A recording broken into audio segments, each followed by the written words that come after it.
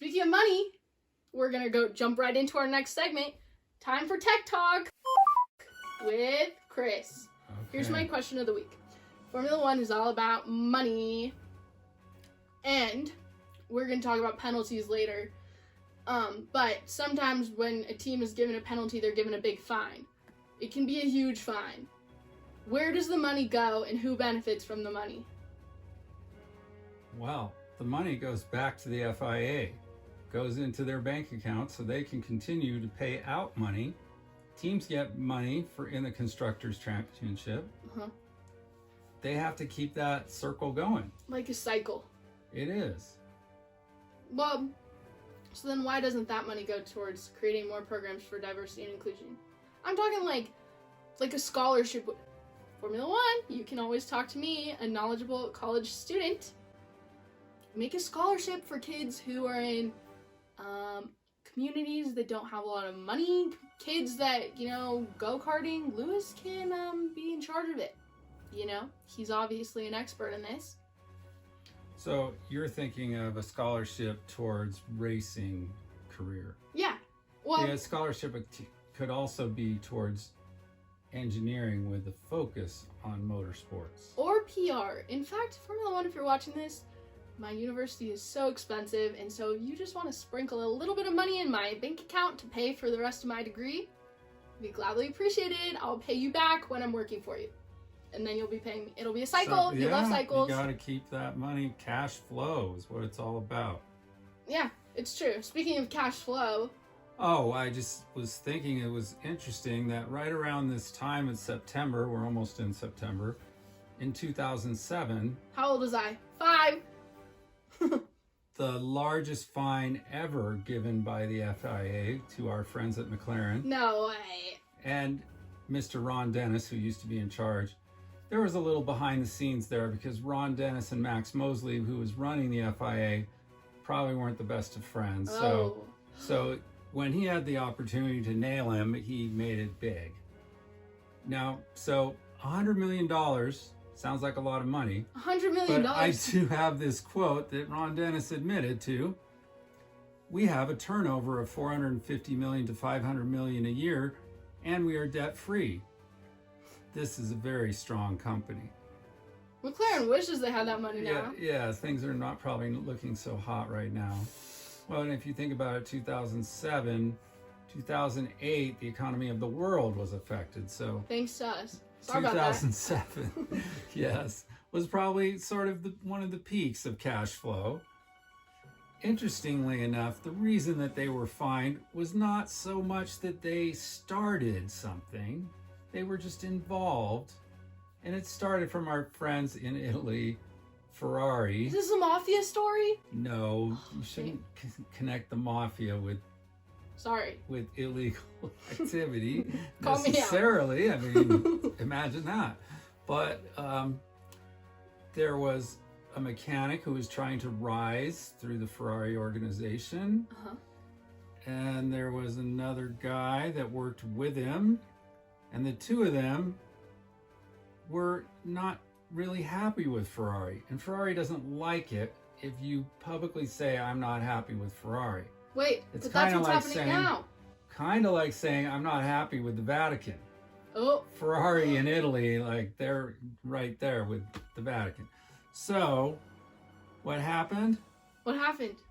I'm on the edge These two guys copied, and the number that I saw was 780 pages. Oh, like hand copied it? No. Oh. They had copy machines. That wasn't in ancient history. But they didn't have Apple iPhones. So they copied, I think it was 270 pages. And between the two of them, kind of talked about, well, we're going to be out of here anyway, so we're going to take this information with us.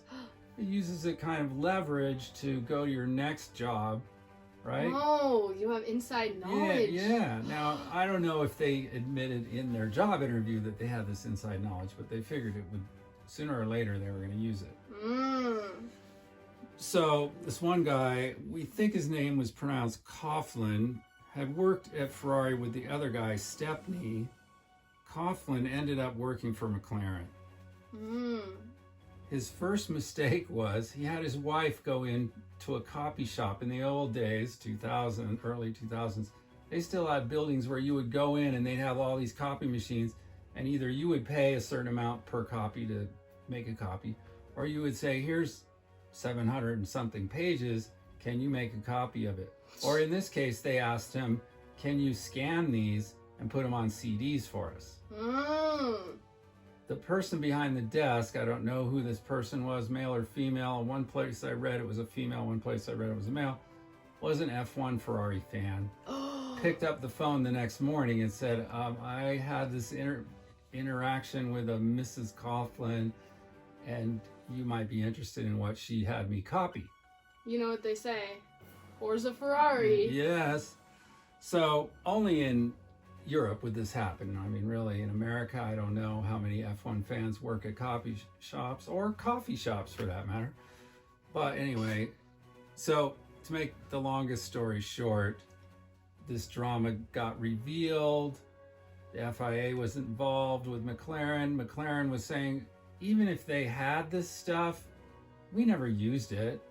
Like, we didn't do anything wrong. Just because they had this stuff, we didn't do anything wrong. Yeah, I totally see that. So, but in any case, they were found guilty, went through a trial. It wasn't just like they shook his finger at him and said, you're bad. No, they were found guilty. The guys were fired, of course. And they did kind of work it out where they lost all their constructor points for the year. Mm-hmm. So they took the money that they lost by having those constructor points. Those were cut off the 100 million. So it gave them a little discount there. Yeah. They allowed Alonso to continue to get his points. And now I'm forgetting the other driver. These guys were all in possible contention for the championship. They had 4 races left at this point. Back when racing was not right? Mercedes every year. So it was no shade, but oh yeah. So it was Alonso and Lewis and Raikkonen. They were all possibly mathematically they could have won. Right. So they allowed Alonso and Hamilton to keep their points. They told McLaren, none of you can go on the podium if you win the top 3 for the rest of the year. Like the constructor guy that usually they send up an engineer. The driver could go. The driver could go. I was like, that's not fair. But nobody from the McLaren organization could go.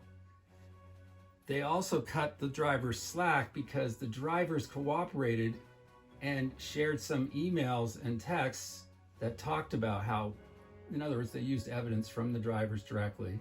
So for their good behavior, they didn't punish them. Oh, right on. But let's face it, it wasn't just about that. They knew that the fans would have been upset if you punished some of the leading drivers for something that they really didn't have control over.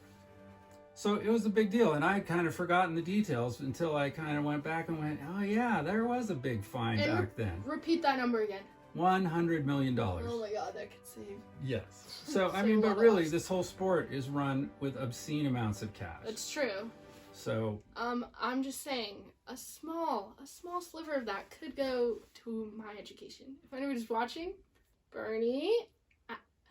Okay, so with the 4 races left, one of my favorite drivers of all time, Kimi, won Belgium in September.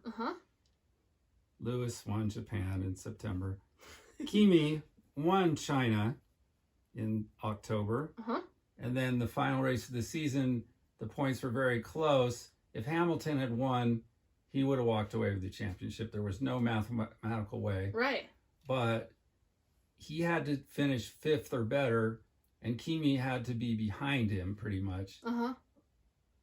And that did not happen. In fact, pretty much the opposite happened. This was the day that Lewis had a very, very bad day. Lewis had a bad start. Lewis went off on the first lap, locked up one of his front wheels and slid off the track and had to rejoin, lost several more places. Lewis did not finish well in that race. I think he finished 8th or 9th. And Kimi finished first in that race. And won the championship. Won the championship for who? For Ferrari. Who had been wronged in this case. Poetic justice. Yes, and Kimi also got fastest lap. His fastest lap gave him an extra point, right? Right. I think, if memory's not wrong, that he won the championship by 1 or 2 points. It was very close. Wow. So, right on. This was a good year to be a Ferrari fan. Yeah, well. Unlike now. Yeah, it was a good year to be I think Kimi. That's a really good example of the FIA or race stewards separating the team from the driver and, making it very clear that the drivers oftentimes aren't involved with the politics and aren't involved with, they're very involved, but some decisions are made beyond their control. Yeah. You know what also is an example of? What? Karma. Good. Dad joke. Good joke. Dad joke. Yes. Well, that was a good one. I don't know how I'm going to top you with the rest of my segments because you kind of knocked it out of the park.